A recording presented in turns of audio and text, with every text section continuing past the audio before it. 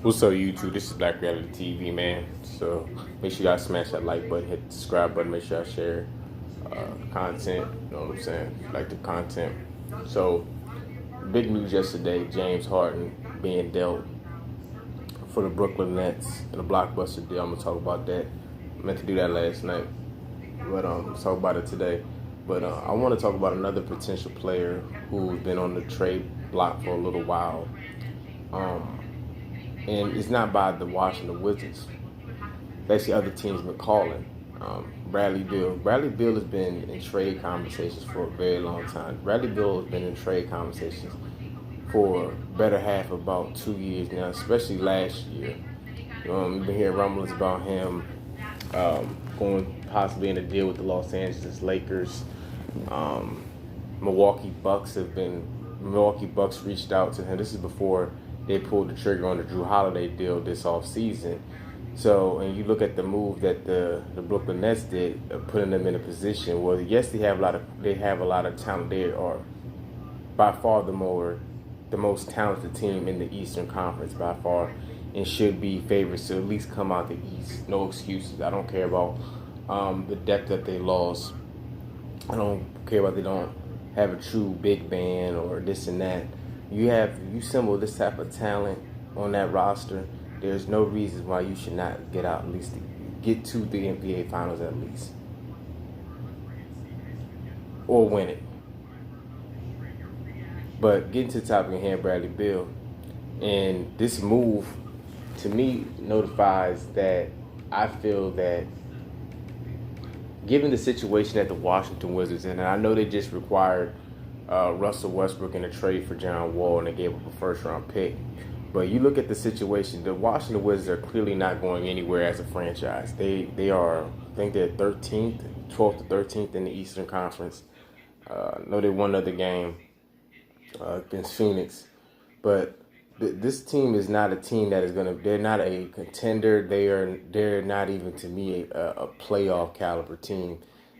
Best case scenario, even if they do turn it around because it's still a young season, fighting for eighth spot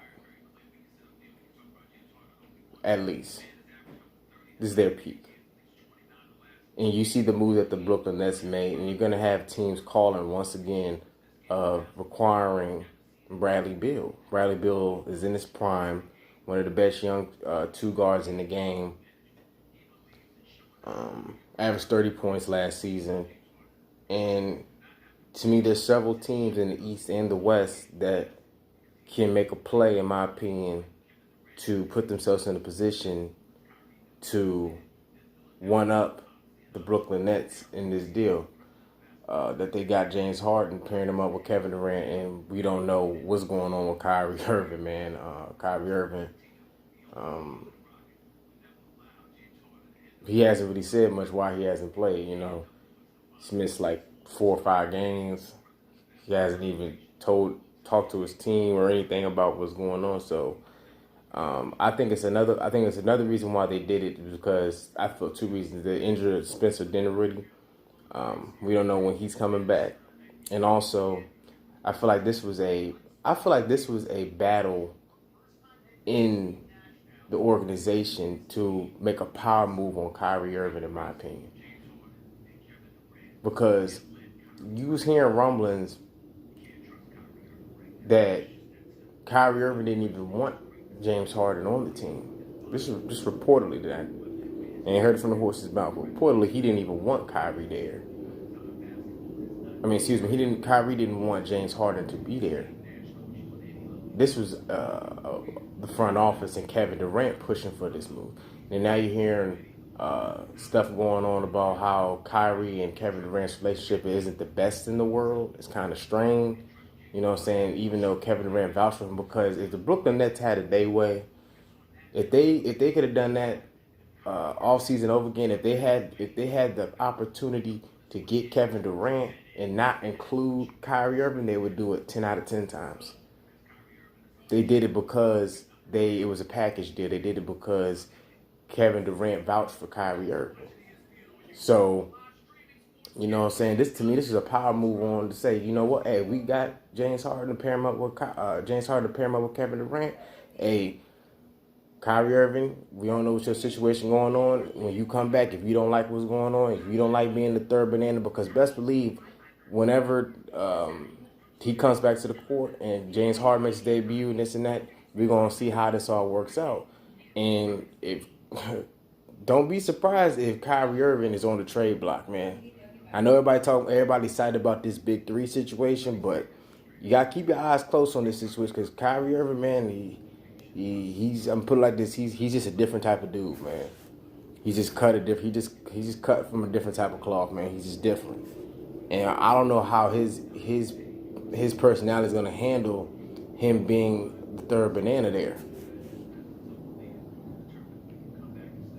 But Bradley Beal, to me, the Washington Wizards, man, Washington Wizards, they need to get they just need to get up off Bradley Beal. They're not going nowhere. They need to get rid of Scott Brooks. You know what I'm saying? It's gonna be pretty difficult to move Westbrook. Westbrook got a couple more years left, so they might be just stuck with Westbrook there. But this team's not going there. Trade him to a contender. Trade him to a team. You know what I'm saying? That's in a position to compete for a world championship. And I think the Philadelphia Sixers should make a play on him. See if they can get their hands on him. I think I like that pairing with him and Ben Simmons because we all know Ben Simmons is he's not a shooter. He's a creative facilitator, a slasher. Bradley Beal can catch and shoot. He can take it off the bounce. You know what I'm saying?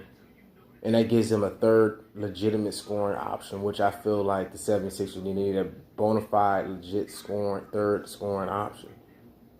Most nights he's going to be second behind Joel Embiid. I think that should be a play. I think the Miami Heat should make a play for Bradley Beal.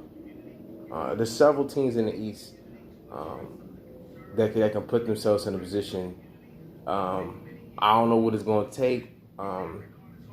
I look at the deal that took place this all season with Drew Holiday going to the Milwaukee Bucks, and Milwaukee Bucks gave away 3 first-round picks for Drew Holiday.